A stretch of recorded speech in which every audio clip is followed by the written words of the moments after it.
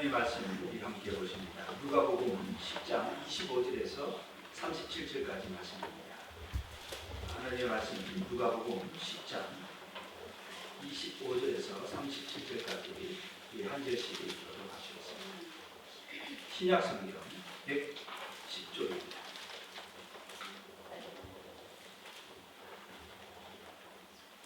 어떤 율법 교사가 일어나 예수를 시험하여 이르되 선생님, 내가 무엇을 하여야 영생을 얻으리이까? 예수께서 이르시되 율법에 무엇이라 기록되었으며 내가 어떻게 읽느냐? 대답하여 이르되 내 마음을 다하며 목숨을 다하며 힘을 다하며 뜻을 다하며 주 너희 하나님을 사랑하고 또한 내 이웃을 내 자신과 같이 사랑하라 하였나이다.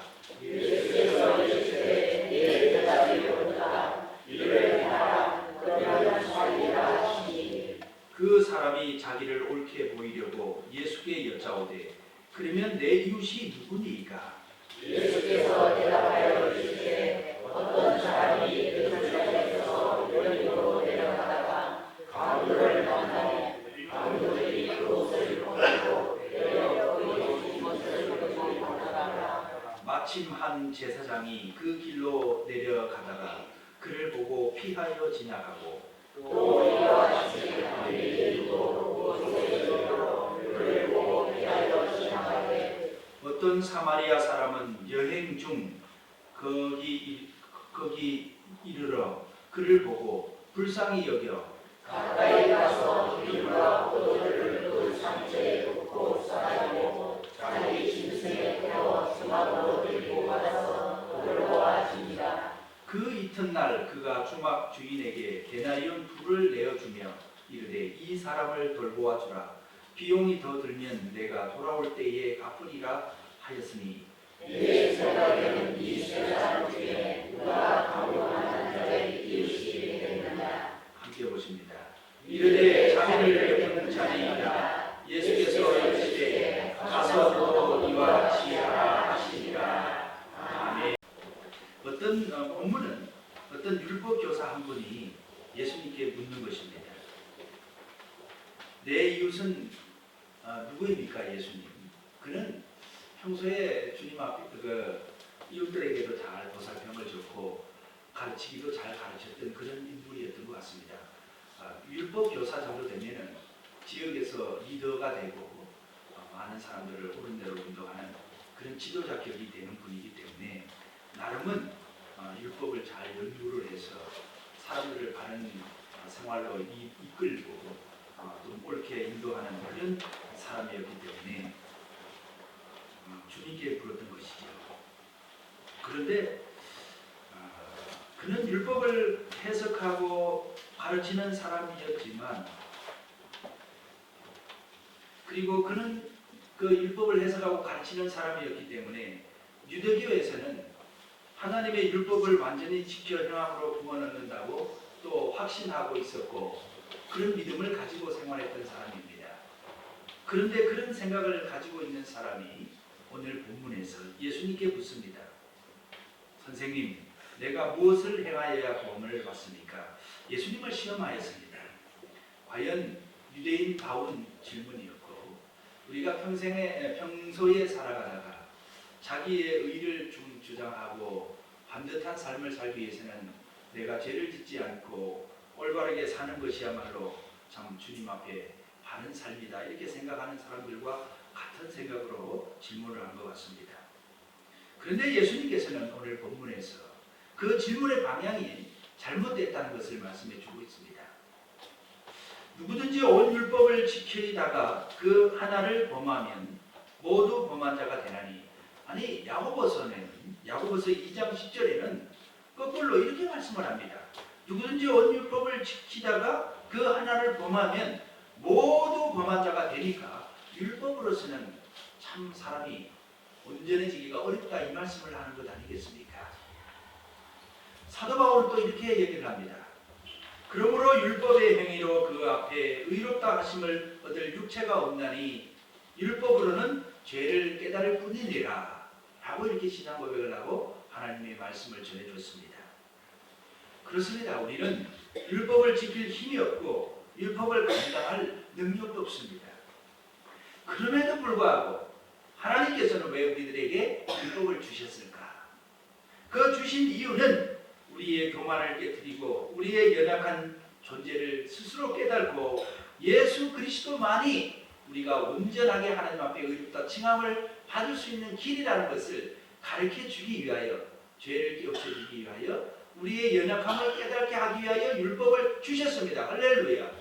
저와 여러분들의 심령 깊숙이 있는 참 연약한 우리들의 모습을 적나라하게 대변해 주는 말씀이 아니고 무엇이겠습니까?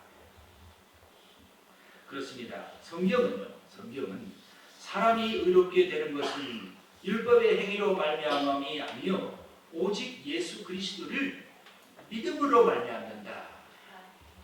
사람이 의롭게 되는 것은요 어떤 일을 행해서 되는 것이 아니라 예수님을 믿으면은 하나님의 의롭다 칭해 주신다는 말씀을 하고 있습니다. 우리도 예수 그리스도를 믿나니 이는 우리가 율법의 행위로서가 아니고 그리스도를 믿음으로써 의롭다함을 얻으려 함이니 율법의 행위로서는 의롭다함을 얻을 육체가 없느니라 선언하였습니다. 그렇습니다. 오늘 본문 10장에는 율법을 가리키는 선생님이 주님 앞에 묻는 거지요. 내가 무엇을 하여야 영생을 얻습니까? 그는 평소에 가르치기를 신명기 6장 5절에 주 너희 하나님을 사랑하라. 레위기 19장 18절에 내 이웃을 내 자신과 같이 사랑하라. 이 말씀을 그는 묵상을 평소에 하여 왔고 또 가르치기도 했던 사람이었습니다. 그가 이제 예수님을 만나니 내가 어떻게 내 이웃은 누구입니까? 그랬더니 예수님께서 그 말씀을 하는 거죠. 내 이웃을 내 몸과 같이 사랑하라. 이를 행하면 살 것이다 라고 말씀을 해주셨습니다.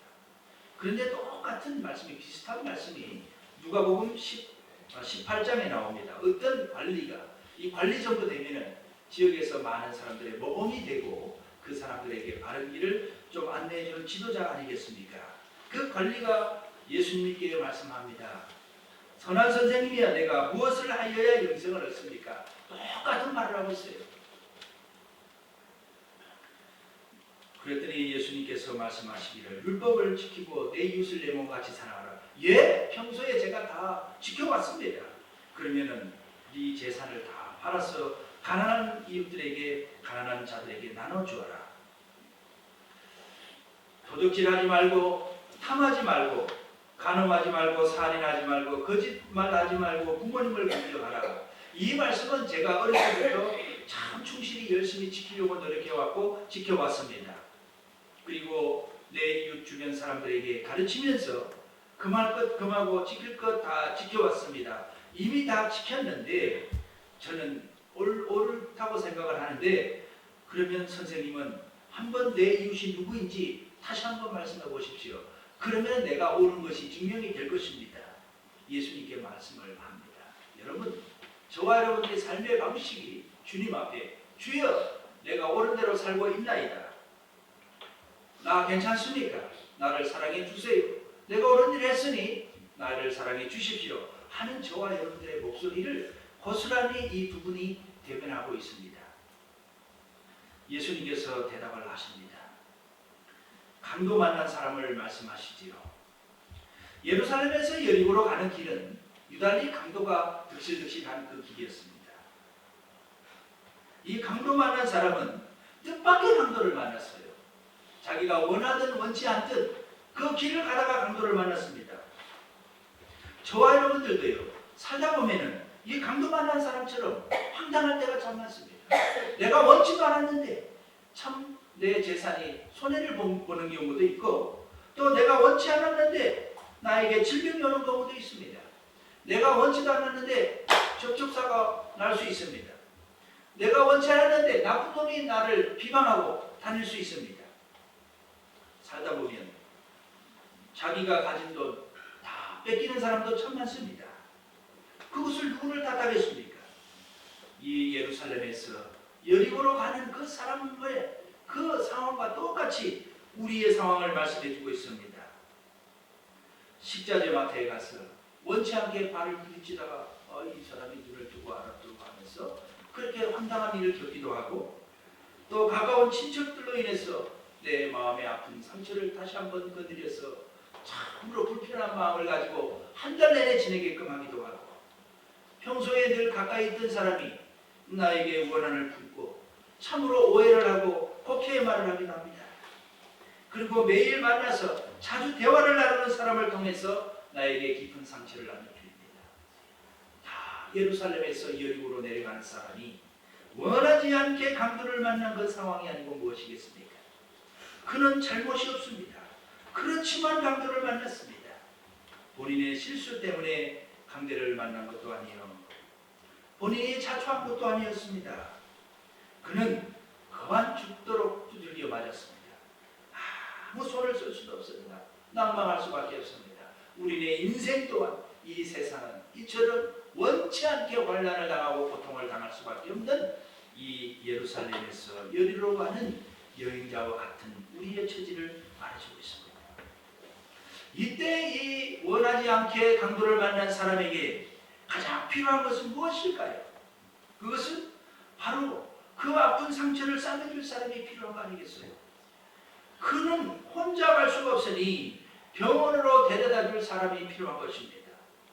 또 그 강도 만난 사람에게 무엇이 필요한지 잘 알아줄 사람이 필요하고요. 그리고 그 사람에게 참 형제를 발휘해서 참 상처를 치유해 줄 그 사람이 필요한 것이죠. 그런데 예수님께서 말씀을 합니다. 이 어려움에 빠진 그 강도 만난 그 사람, 바로 어려움에 처한 우리들에게 돕기를 거절한 두 사람을 소개해 주십니다. 첫 번째 사람은 제사장이에요. 이 제사장은요, 하나님께로부터 어려움을 있는 사람을 도우라고 보냄을 받은 사람이에요. 책임과 의무가 있는 사람입니다. 그 제사장을 말씀하시면서 거룩한 의무가 주어져 있는 그 사람을 예수님께서 말씀하시는데, 그 제사장은 혼자 할 수 없는 사람에게 찾아가서 다른 방법을 동원하여서 그 강도 만난 사람을 치유해 주기 위하여 존재하는 그런 사람이 바로 제사장 아니겠습니까? 그 돕기를 거절한 그 제사장을 예수님은 소개를 합니다. 그는 강도 만난 사람을 보면서 피하고 지나갔습니다. 다음으로 예수님께서 돕기를 거절한 두 사람 중에 한 사람은 바로 레위 사람이었습니다. 이 레위 사람은 제사장과 함께 불쌍한 사람을 도우라고 보냄을 받은 사람이에요. 그의 역할 자체가 어려운 사람을 찾아가서 도우라고 보낸 사람이었는데, 그도 똑같이 강도 만난 그 여행자를 그냥 보고 지나칩니다. 이 제사장과 레위 사람은 다름 아닌 거룩하신 하나님 앞에 예배를 드리는 이 예배와 관계됐던 사람입니다. 평소에 그는 말씀을 읽고 하나님의 말씀을 많은 사람들에게 가르치고, 또 특별히 오늘 본문과 같이 늘 이 사랑하라는 말씀을 가까이서 읽고 묵상하던 사람들이었습니다. 내 이웃을 내 몸과 같이 사랑하라, 이 말씀에 늘 가까이서 있던 그런 사람이었습니다.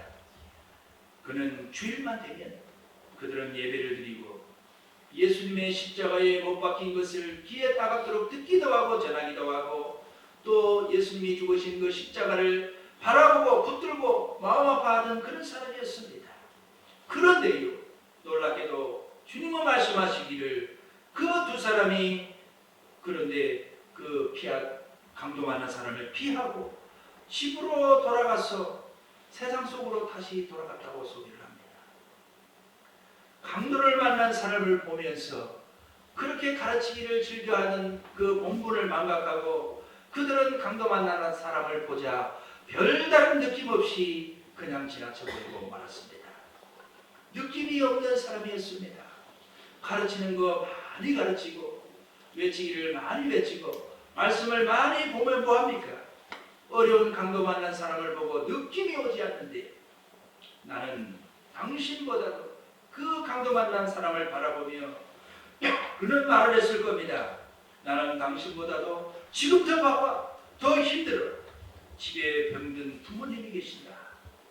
빚진 돈도 나는 가서 갚아야 돼. 그렇기 때문에 미안하지만 어떤 걸로 해주시오 하고 그런 속으로 마음을 다짐하며 그 위기를 모면하며 지나쳐버립니다. 하나님께 보냄받은 그 위치에 있는 사람인 두 사람은 절대 그렇게 지나쳐서는 아니 될 사람들이었다는 것입니다. 그는 생각했을 겁니다. 이 사람을 데려가게 되면 내가 병원에 가면 내가 가지고 있는 얼마 되지 않는 한 달 내내 내가 예배를 드리면서 그 성전으로부터 받은 조그만의 사리금을 내 주머니에 있는데 이 사람을 데려가면 내 늙으신 부모님 봉양할 돈이 줄어드니 내가 다가갈 수가 없는 겁니다. 그리고 혹시 이 사람을 데려가다가 죽기라도 하면 내가 제사장으로서 시체를 만들어야 되는데 시체를 못 만지는 내가 어떻게 이 사람을 데려갈 수 있나 자기 생각에 빠집니다. 그리고 내가 이 사람을 데려가다가 혹시 죽기라도 하면 연락을 하고 수소문을 해서 장례도 치러야 하는데 내가 해야 할 일에 많은 지장을 받게 된다. 이런 결론을 내리게 되었습니다. 그런데 예수님은 오늘 이 돕기를 거절한 두 사람을 소개하시고 또 도운 사람 한 사람을 소개를 해 주십니다. 이 도운 사람은 다름 아닌 이방인 중에 아주 평범하고 세상 사람 가운데 아주 평범한 한 사람이었습니다. 뭐 특별히 가르치기를 즐겨했던 사람도 아니고 책임감이 있던 사람도 아니었습니다. 이 사마리아 사람, 그가 그 강도 만난 사람 앞을 지나가다가 강도 만난 사람을 보게 되었습니다. 그 강도 만난 사람은 사마리아에 지나가는 사마리아 사람에게 어떻게 보였을까요, 여러분? 지나가다가 장사꾼인 그가 나귀를 끌고 장사를 하며 하루하루 살아가는 그에게 이 만난 그 강도 만난 그 사람이 그 사람 눈에는 어떤 사람으로 보였을까요? 그는 한 사람이 아주 생명부지 말도 한마디 섞어보지 않았던 모르는 사람이었습니다.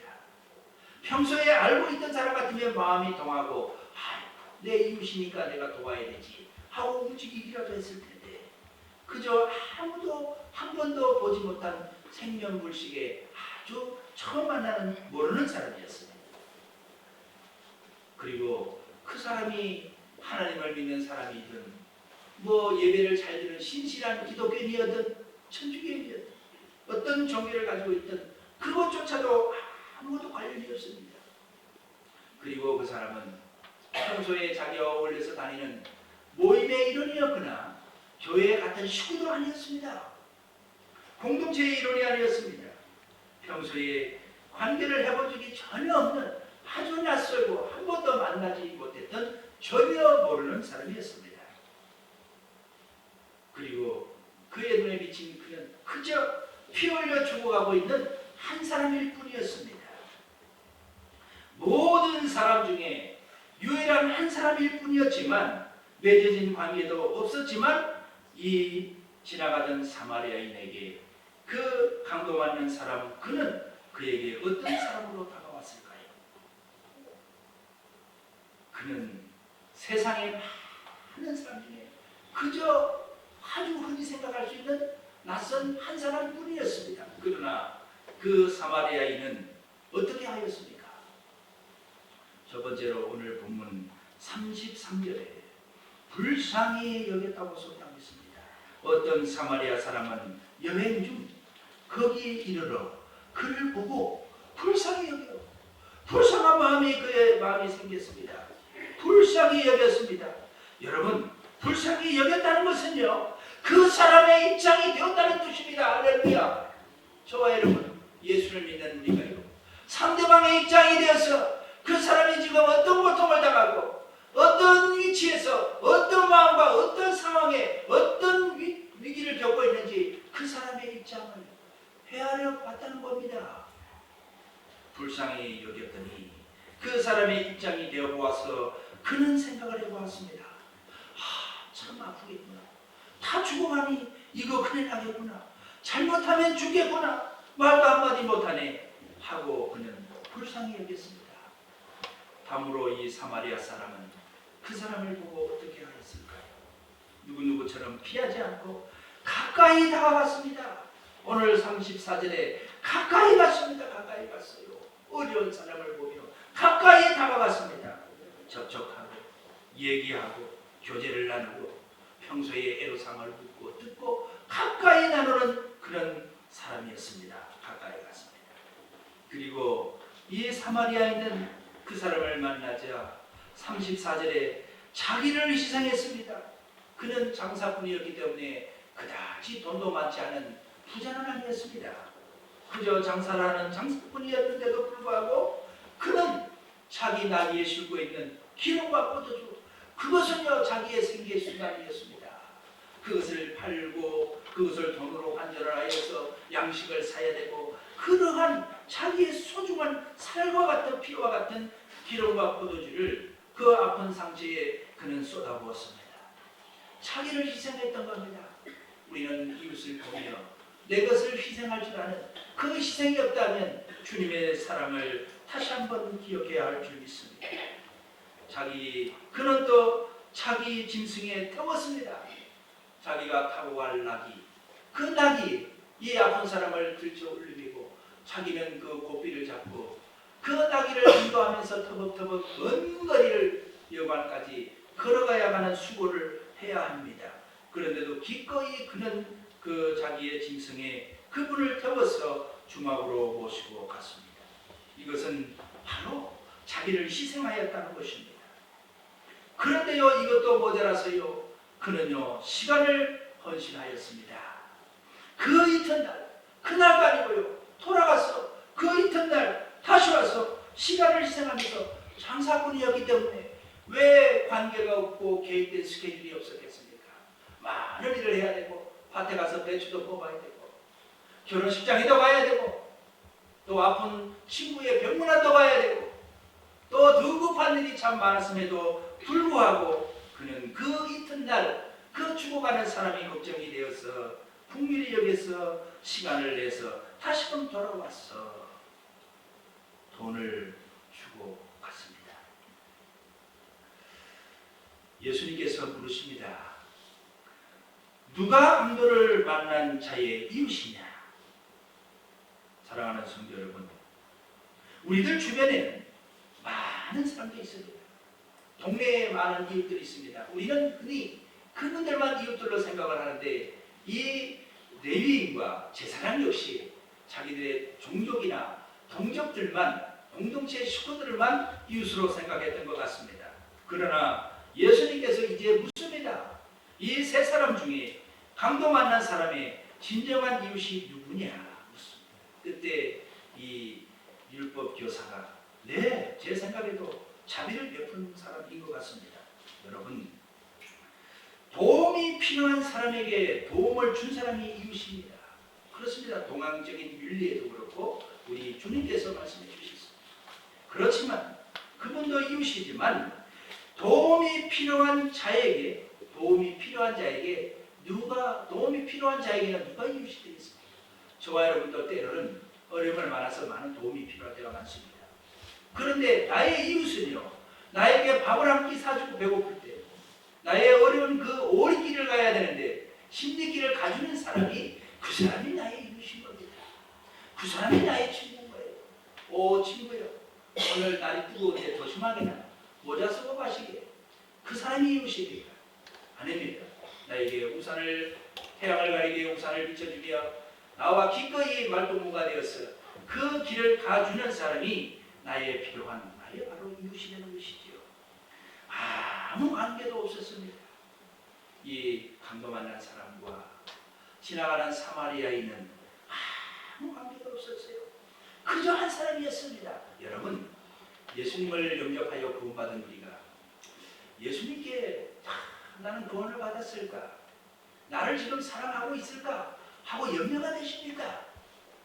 여러분, 이 사마리아 사람은 아무 관계없이 가서 싸매주고 했습니다. 예수님은요, 이 사마리아 사람보다도 더 사랑이 풍부하신 분이에요. 염려하지 마십시오. 걱정하지 마십시오. 예수님은요, 그저 아무 관계가 없는 사람이라도 그를 믿는 자는 용서해 주십니다. 할렐루야! 할렐루야! 그가 죽어가기에 다가온 그 사람이 바로 이웃입니다. 자기를 희생한 그 사람이 이웃인 것이죠. 시간을 희생하고 돈을 희생하고 소중한 것을 희생하고 아낌없이 주는 그분이 이웃인데, 그 주신 분이, 우리에게 주신 분이 누구일까요? 그것은 다름 아닌 예수님입니다. 할렐루야.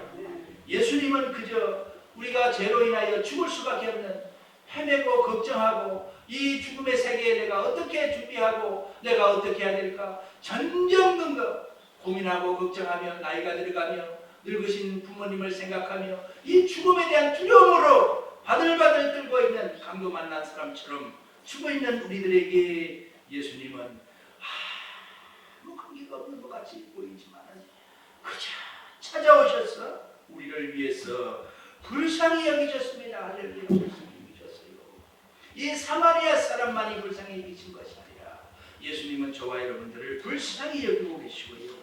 그리고 우리를 찾아오셔서 묻습니다. 죄로 인하여 힘드냐? 죄로 인하여 힘드냐? 예수 믿고 나서도 지은 죄로 인하여 힘드냐? 힘드냐? 묻습니다. 그리고 예수님은 네가 예수를 영접하기 전에, 네가 나를 영접한 후에 지은 죄도 내가 십자가에서 물과 피를 다 흘리면서 하나님께 용서함을 받았다, 걱정하지 마라 하고 말씀해 주셨습니다. 그래서 우리는 죄악의 상처가 다 씻어졌습니다. 그것도 모자라서요, 예수님은 우리를 향하여 말씀하시기를 너희의 처소를, 네가 사후에 있을 처소를 내가, 영원히 있을 처소를 내가 예비하고 너를 다시 데리러 올 테니 기다리고 있거라 하고 희망 섞인 소망의 말씀도 또한 해주셨습니다. 사랑하는 성도 여러분, 율법 교사의 생각처럼 우리가 무엇을 하여 우리의 행실로 구원받으려고 한다면 우리는 이 세상에 구원받을 사람이 한 사람 없습니다. 이 율법 교사가 생각하는 것처럼 예수님께 질문하기를 내가 무엇을 하여야 구원을 받습니까? 우리가 율법을 지켜야 한다면 한 번의 실수도 용납이 되지 않습니다. 한 번의 실수를 딱하니 한다면 여러분들은 탈락입니다. 땡가? 땡? 집으로 들어가라. 지옥불로 들어가라. 그럴 겁니다. 그 법에 의지한다면. 그렇게 할 수 있습니까? 한 사람도 없습니다. 우리가 우리 자신의 작은 돛담배로 풍랑을 헤쳐서 그 망망대해를 통하여서 저 천국에 이른다고 생각을 하고 살아간다면 도저히 불가능한 일입니다. 그렇습니다. 우리는 율법을 온전히 지킬 수 없습니다. 그러나 예수님께서 우리를 대신해서 온전히 사랑하라고 하는 그 말을 실천해 주셨습니다. 저와 여러분들이 형제를 사랑하고 형제를 품고 해야 되는 것을 예수님께서 대신 품어주셨습니다. 내가 하나님 앞에 온전해야 될 그 무거운 짐 대신에 예수님이 대신되어 주셨습니다. 나의 사랑을 대신해서 그 사랑을 대신 실천해 주셨습니다. 그러므로 하나님께서 우리를 의롭다 불러주시는 겁니다. 이 예수님의 은혜에 감사하며 우리는 은혜의 빚진 자가 되었습니다. 빚을 졌습니다. 빚진 나의 도움이 필요한 그들은 누굴까요? 나는 예수님 앞에 이렇게 아주 갚지 못할 큰 빚을 졌는데, 갚지 못할 빚을 졌는데, 이 빚을 진 나에게 예수님을 대신해서 빚을 갚아야 되는데, 그 빚을 갚아야 되는 그 나의 이웃을 여러분, 저와 여러분들에게 보내주셨습니다. 예수님께서 보내신 바로 내 빚을 갚아야 되는 이웃은 누굴까요, 여러분? 예수님께서 빛을 받으시려고 오신 예수님이 저와 여러분들 옆에 이웃으로 와 있습니다. 그 이웃은요, 다름 아닌 저와 여러분들의 도움이 필요한 그 사람이 이웃인 거예요. 통청리와 신영리 사는 사람이 이웃이 아니에요. 여러분들이 날마다 숨을 쉬고 하루 24시간을 살아가는 동안 만나는 사람 속에 저와 여러분들의 손길이 필요한 그 사람이 이웃이고요. 그 사람이 바로 예수님입니다. 할렐루야. 성경의 말씀이에요. 그 사람이 예수님이에요. 여러분, 사시다가 예수님 만나고 싶으십니까? 눈 땡그랗게 뜨고요. 나의 도움이 필요한 사람이 누구일까 하고 보십시오. 그 사람이 예수예요. 그 사람이 예수님인 겁니다. 그 사람이 나의 이웃이에요. 예수님께 백날 물어보세요. 나의 이웃은 누굽니까? 어디 있긴 어디 있어? 바로 네 옆에 있다. 그가 나다 나. 그라고 성경이 여러 군데 말씀해 주셨습니다. 우리 디도서 2장 14절 한번 읽어볼까요? 디도서 2장 14절. 디도서 2장 14절 말씀입니다.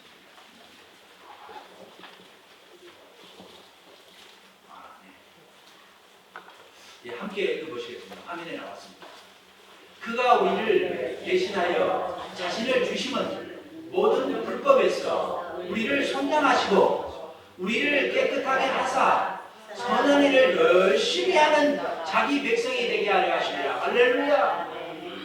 너의 죄를 내가 대신 하나님 앞에 다 사해줬으니 너는 나에게 빚진 자가 되었으니 내 대신에 네 이웃에게 너의 도움이 필요한 사람에게 가서 나의 사랑을 전해주고 내 대신에 그들의 아픈 가슴을 말려주고 그들의 상처를 씻어주고 너의 가진 돈과 시간과 재물을 통하여서 그들의 친구가 되어주고 이웃이 되어주라. 그것이 주님의 말씀입니다.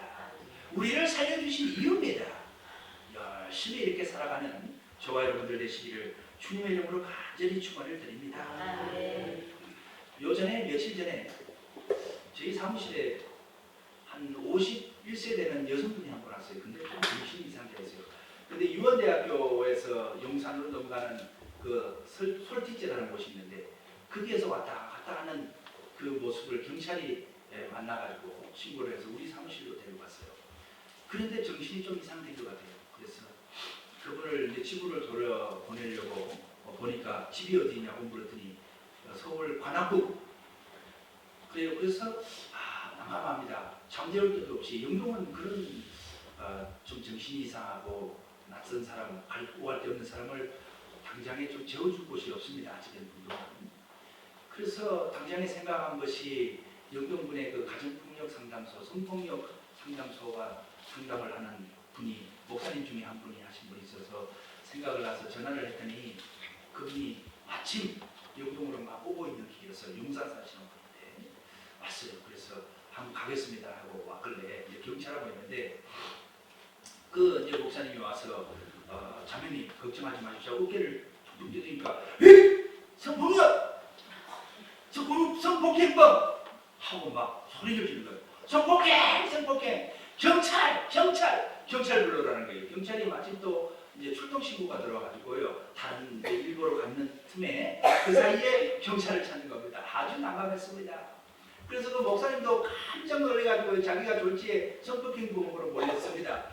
아니 자매님 걱정하지 마십시오. 위로 차원의 어깨를 두드렸는데 한참 실랭이를 하다가 그분을 데려다 줘야 되는데 이제 목사님이 왔어요. 이제 왔으니까 이제 전화를 해서 그 자기가 자담을 들여서 서울까지 택시비가 28만 나왔어요. 28만 원. 이제 계산을 해보니까 28만 원인데 그 자기가 개인 돈 다 낼 테니 이분을 물론 이제 부모님하고 통화를 해보니까 며칠 전에 집을 나가는데 지금 가출한 상태다. 그런데 부모님도 이 여자분에 대해서 얘기를 해준 겁니다. 그 전에 이제 어느 대학교에 이제 일을 하기 위해서 취업을 해서 들어갔는데 그 중에서 한 60명이 그 사무실 자리에 근무를 하기 위해서 경쟁을 했는데 60명 중에 1등을 한 사람이 그 여성분이었어요.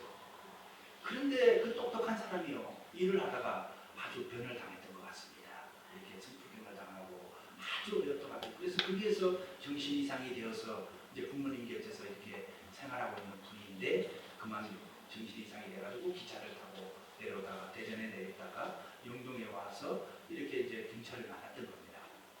그래 이 목사님께서 이제 자기가 돈을 댔더니 택시 기사를 불러서 연결이 돼가지고 경찰이 와서 이제 택시를 태워 보냈어요.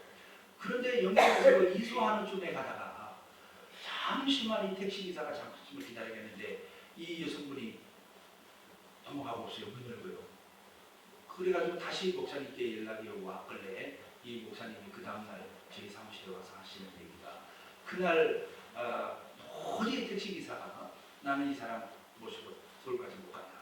당신 마음대로 해라 그러길래 할 수 없이 그 택시 옆에 뒤에 앉아가지고 서울까지 갔다 오고 그 다음날 오후에 왔어요. 저한테 왔는데 돈 다 드리고 가서 사연 얘기 듣고 보니까 이제 그런 사연이 있던 분이었습니다. 정말 우리가 그 목사님 주님을 영접하여 빚진 자가 되었기 때문에 그 어려운 사람을 볼 때에 자기의 가진 돈 다 그 28만 원 나고 원래 25만 원으로 깎아주더라고요. 그래서 25만 원 주고 그 아까운 시간 다 보내고 그분을 위해서 다음날 왔는데 그 모습이 우리들에게 주어진 바로 사랑의 십자가, 우리의 이웃이 아닐까 싶습니다. 이 이웃은 자기 것이 반드시 희생이 돼야 되죠. 자기 희생이 없는 그런 사람은 참 많이 빛을 발하기도 합니다. 그래서 우리의 시간과 재물과 모든 것을 물과 피를 다 쏟아주신 그 예수님의 사랑에 빚진 자입니다. 죄를 용서받은 빚진 자입니다. 그 빛을 받기 위하여 바로 우리의 도움이 필요한 분들 앞에 우리는 겸손히 그 참 사랑을 실천하는 저와 여러분들 되시기를 주님의 이름으로 축원을 드립니다. 하나님 아버지 감사합니다. 아버지 하나님 우리는 주님 앞에 빚진 자입니다. 그 진홍보다 붉은 그 죄를 용서받은 빚진 자입니다. 아버지 하나님 이 빚을 어떻게 갚아야 되나요? 아버지 하나님 바로 이 용서받은 우리를 향하여 우리의 도움이 필요한 그분들에게 주님의 심장으로 아버지 하나님 우리가 그 빚을 갚는 것인 줄 믿습니다. 그분이야말로 주님께서 우리를 다시 찾아오신 주님인 줄 믿습니다. 주여 새 힘을 다하여 주옵소서. 예수님의 그 거룩하신 이름으로 기도하옵나이다. 아멘. 일목장께서 특송 하나님 앞에 드리겠습니다. 레위기 1장입니다. 이번 주부터는 오후 예배 레위기를 보시겠습니다.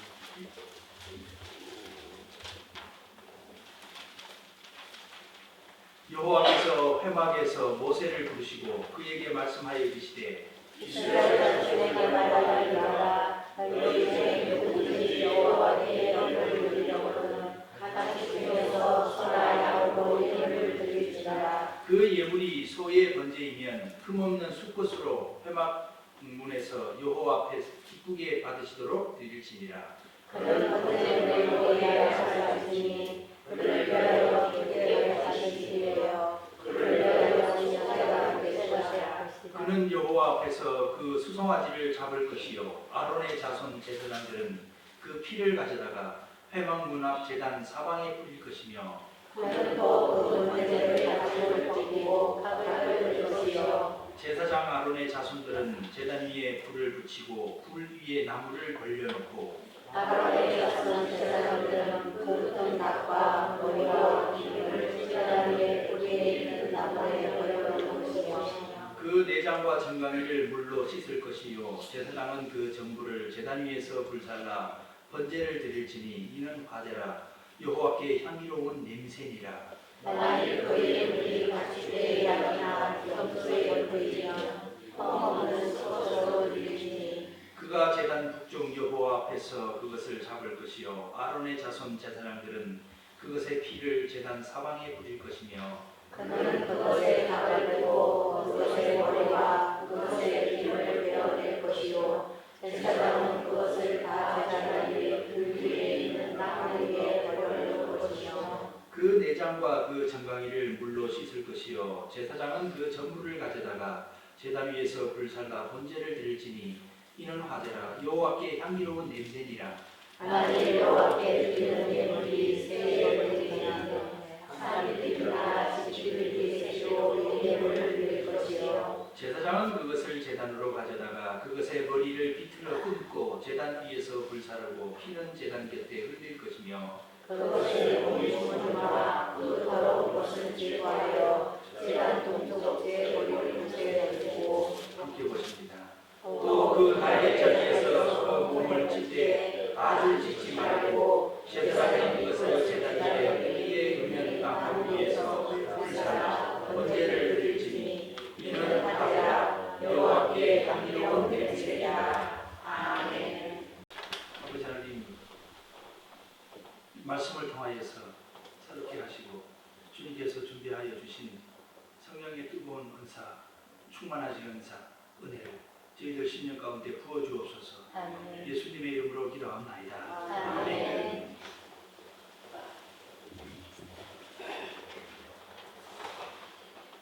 예, 향기로운 삶을 드립시다. 한번 같이 한번 하겠습니다.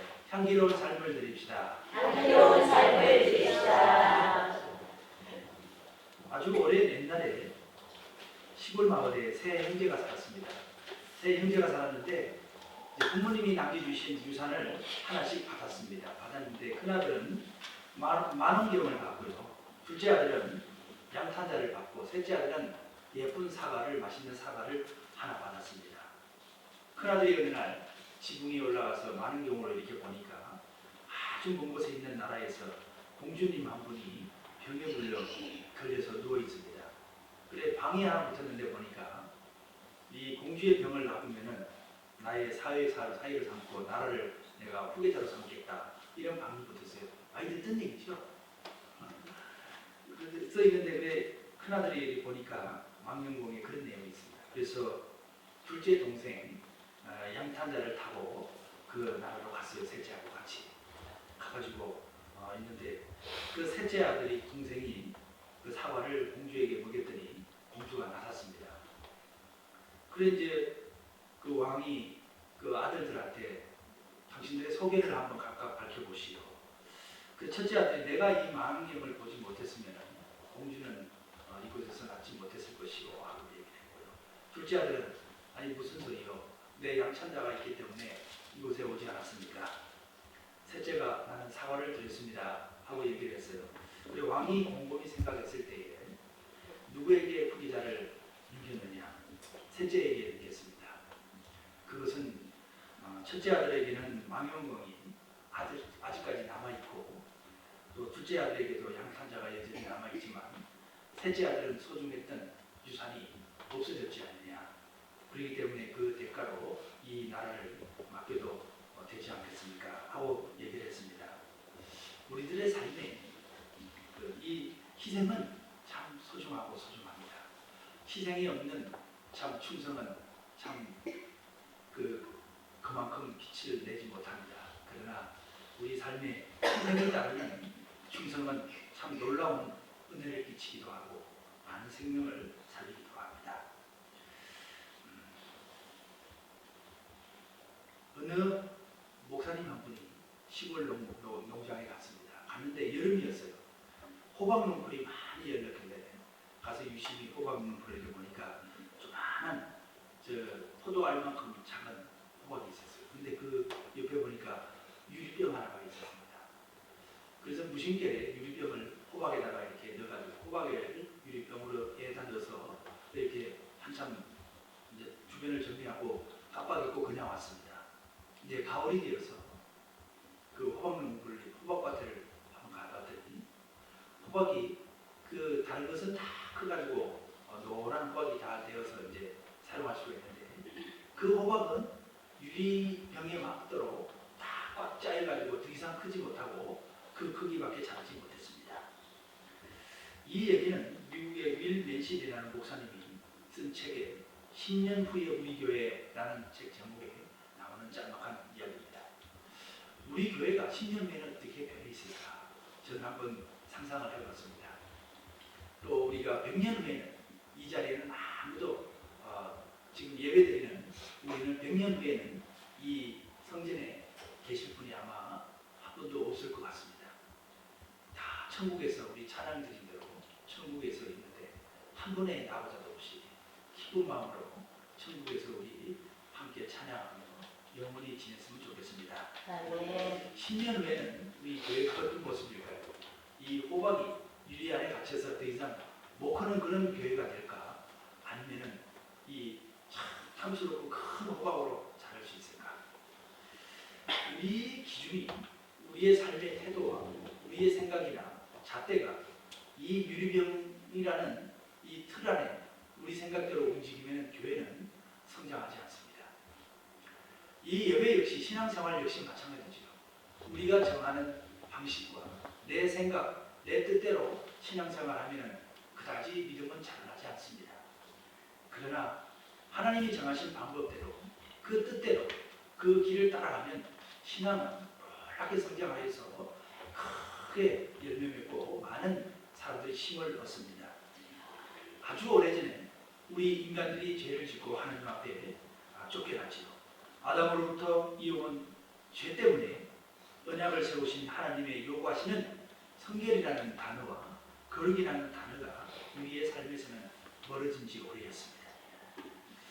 그때에 이스라엘 백성들이 죄를 해결하고 하나님과의 언약 관계를 유지하면서 하나님과의 계속 교제를 나누기 위한 방법으로 주신 것이 다름 아닌 제사법이었습니다. 하나님과의 관계를 회복하고 하나님과 즐겁게 교제하는 방법이 제사법인데 오늘날 우리가 드리는 예배입니다. 이 예배를 통하여서 우리는 하나님의 은혜에 감격하고 찬송을 부리며 그 사랑에 눈물을 흘리며 참 기쁨으로 영혼의 양식을 채워서 우리는 풍성해집니다. 이 제사법은 구약시대 때 예표로 오래전부터 하나님은 정하셨습니다. 이것은 우리가 정한 것이 아니라 하나님께서 정하신 제사법입니다. 번제는 오늘 1장에 번제가 나오는데 번제는 헌신을 나타내고요.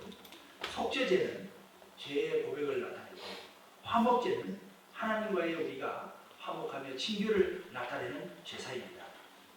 이 제사 속에 꼭 있어야 될 것이 있습니다. 그것은 예수 그리스도를 나타내는 피입니다. 피가 없으면, 희생이 없으면 우리는 하나님 앞에 아름다운 향기나는 제사를 드릴 수가 없습니다. 우리의 가정이나 우리 직장이나 어디서나 마찬가지입니다. 우리의 살을 도려내고 우리가 희생하고 내 것을 아픔을 참아낼 때에 비로소 그 조직은 살아나고 가정도 살아나게 되는 겁니다. 자녀를 사랑하는 그 마음이 있으십니까? 그러면은 내 살을 도려내듯이 자녀에게 참 권면해주고 싶은 말이 있더라도 참 내가 참아내고 자녀의 입장에서 내가 이 말을 하면은 자녀가 거슬려고 가슴 아파할 것이다 하면은 아무리 말을 하고 싶어도 우리는 참아내야 되듯이 우리는 언제나 우리 희생이 있어야 되고 피가 있어야 됩니다. 예배의 제사법에 두 가지 관점이 있는데요. 구약시대 때 제사는 짐승의 피라는 그런 예배에 있었고 우리 신약의 예배는 골고다의 언덕에서 피를 흘리신다. 우리를 속죄하여 주신 예수 그리스도의 거룩하신 보혈의 피가 있습니다. 우리 그리스도인들은 늘 새롭게 되기 위하여는 우리가 하나님 앞에 용서함을 받고 새 사람이 되기 위해서는 반드시 피가 필요합니다. 이것은 하나님께서 정한 교리이기 때문에 왜 그러냐 따져 물을 수가 없습니다. 하나님께서 그렇게 언약에서 정해놓으셨기 때문에 그렇습니다. 예배는 우리 성도가 한번 회개하고 중생한 후에 또 계속 이어져야 하는 신앙생활에서 가장 요구되는 것이 바로 예배입니다. 그래서 예배를 통하여서 예수 그리스도의 보혈의 은혜를 다시 한번 입게 되고 우리가 하나님 앞에 다시 한번 관계가 회복이 되면서 은혜를 받게 되는 것이 바로 예배입니다. 오늘 본문 3절에는 하나님께 드리는 번제를 소개하고 있습니다. 그 예물이 소의 번제이면 흠없는 수꽃으로 회막문에서 여호와 앞에 기쁘게 받으시도록 드릴지니라. 하나님 앞에 향기로운 냄새가 된다는 겁니다. 사랑하는 성도 여러분, 짐승 살 태우는 냄새 좋습니까? 어떤 분은 고기를 좋아하시는 분은 야 구수한 냄새다 하고 좋아하실지는 모르겠습니다. 그러나 대다수의 사람들은 이 짐승 태우는 냄새는 아마 역겹기도 할 겁니다. 그런데요, 놀랍게도 오늘 하나님의 말씀 성경에는 이 태우는 냄새가 하나님 앞에는 향기로운 냄새이다. 어쩌면 향기로운 냄새라고 합니다. 왜 향기로운 냄새가 될까요? 우리 그리스도인들의 제사, 날마다의 삶의 제사는 성도의 삶은 하나님 앞에 향기로운 태워지는 이 제물이 되어야 될 줄 믿습니다. 하나님의 흥향하시는 삶, 그것은 향기로운 삶이라는 것입니다. 그러면 우리가 어떻게 할 때 하나님께서 이 태우는 냄새가 우리들의 삶이 향기로운 냄새로 하나님께서 기뻐하시는 그런 냄새가 될까요? 그것은요, 요한복음 3장 3절에 나와 있잖아요. 거듭나는 겁니다. 하나님 앞에 예수 그리스도를 믿음으로 다시 한번 거듭나는 겁니다. 그 은혜에 감사하면서 내 죄를 용서해 주신 대속의 은혜를 그분의 불명청에 감사하면서 그 나무에 무릎 꿇고 새로 태어나는 겁니다. 새로 사람이 태어나는 겁니다. 새 생명을 얻은 것에 감사합니다. 그것에 감사하는 겁니다. 우리 요한복음 5장 24절을 한번 보겠습니다. 요한복음 5장 24절.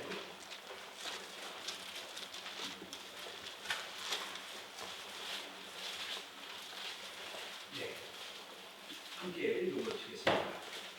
하나님의 나라를, 요한복음 5장 24절입니다.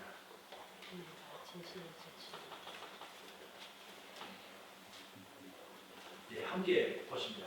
내가 진실로 진실로 그에게 이르노니 내 말을 듣고 또 나 보내신 이를 믿는 자는 영생을 얻고 심판에 이르지 아니하니 사망에서 생명으로 이어지느니라. 예수를 믿는 사람은 이미 거듭난 분입니다. 이 거듭난 분이 드리는 예배 하나님이 얼마나 기뻐할까요? 정말 기뻐하시는 겁니다. 이 거듭난 삶이 하나님 앞에 정말 기뻐하는 향기로운 냄새라는 겁니다. 하나님의 자녀가 되어서 그의 삶이 하나님 앞에 향기로운 제물이 된다는 것입니다. 주 안에 있지 않으면 향기로운 삶은 절대 되지 않습니다.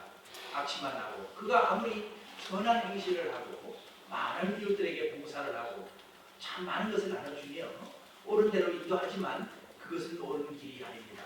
주 안에 있지 않으면 아무리 세상적으로 볼 때는 향기나고 아름다워 보여도 그것은 여호와 하나님 앞에는 악취만이 된다는 것입니다. 이것이 하나님의 말씀이죠. 두 번째로 우리가 어떻게 해야지 하나님 앞에 향기로운 냄새가 될까? 우리의 삶이 향기로운 제물이 될까? 그것은 예배하는 삶입니다. 예배하는 삶입니다. 거듭난 사람은 하나님을 예배합니다. 예배하는 삶은 하나님께 향기로운 삶이에요. 그래서 정말 이 복음의 진리를 아는 사람은요, 예배를 사모합니다.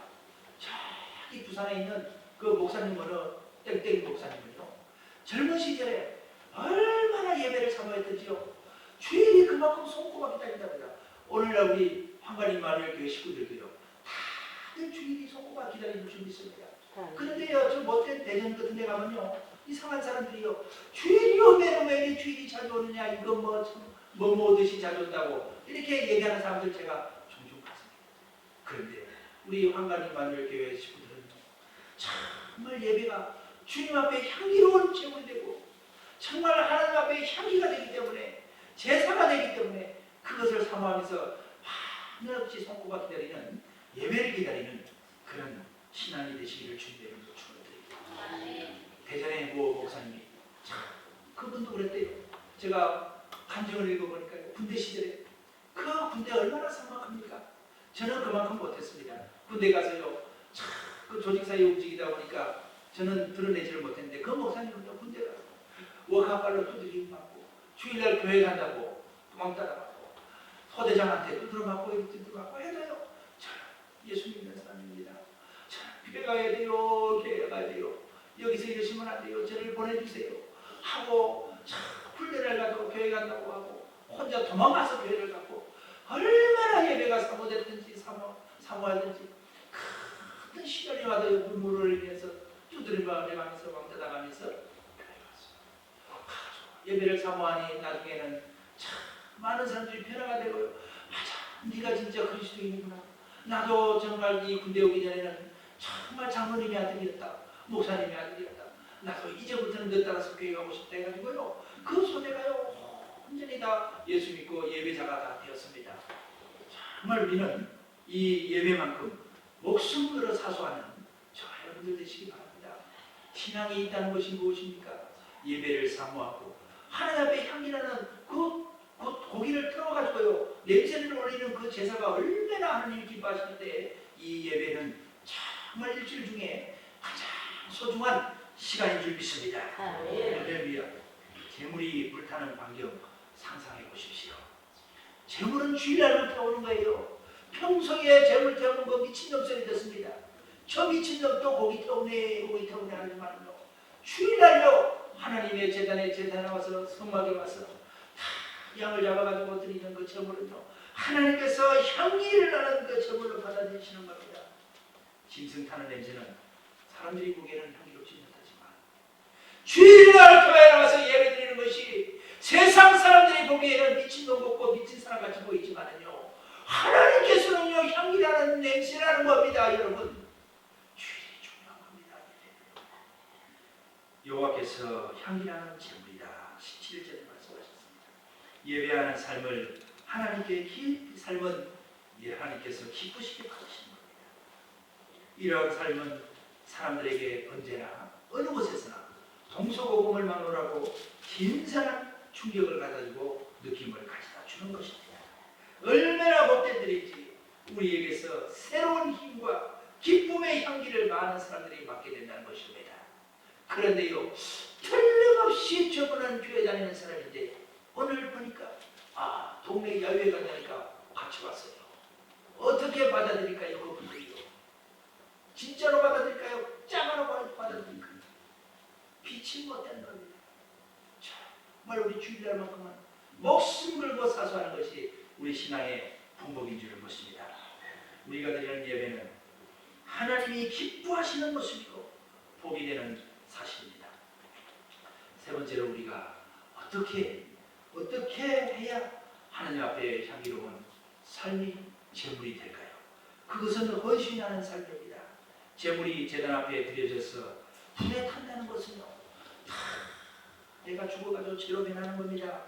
하나님의 백성이 헌신하는 것은 얼마나 향기를 냅니까? 제물이 온전히 불탄다는 것은 우리의 삶이 생이 온전히 하나님 앞에 드려진다는 것입니다. 드려질 때 얼마나 향기를 낼까요? 특별한 사람뿐만 아니라 죄인이든 저마저 어린아이든 어른이든 모든 사람이 주님 앞에 나와서 예배를 드리면 하나님의 자녀지, 모두는 마땅히 헌신하는 삶을 살아야 됩니다. 그렇게 할 때 하나님께서 어떻게 기뻐받으시는 그 향기가 되는 겁니다. 예배 자체가 향기로운 제물이 되는 것이고 헌신하는 그런 생활, 이것이 바로 하나님이 기뻐받으시는, 세상 사람들이 기뻐받는 게 아니고 전능자께서 예수님께서 향기로 받아들이신다는 것이 오늘 본문 말씀인 줄 믿습니다. 한 주일 동안도 승리하시는 저와 여러분 되시기를 주님의 이름으로 간절히 축원드립니다. 하나님 아버지 감사합니다. 우리를 전혀 만에 하나 불러주셔서 예배하시고 아버지 눈이 오나 어떤 일이 사나 죽으나 아버지 하나님의 몸을 이끌고 이 기쁜 마음으로 제단으로 오게 된 것은 하나님께는 기뻐 받으시는 향기로운 제물인 것을 믿습니다. 아버지 늘 기쁜 마음으로 예배케 하옵소서. 예수님의 거룩하신 이름으로 기도하옵나이다.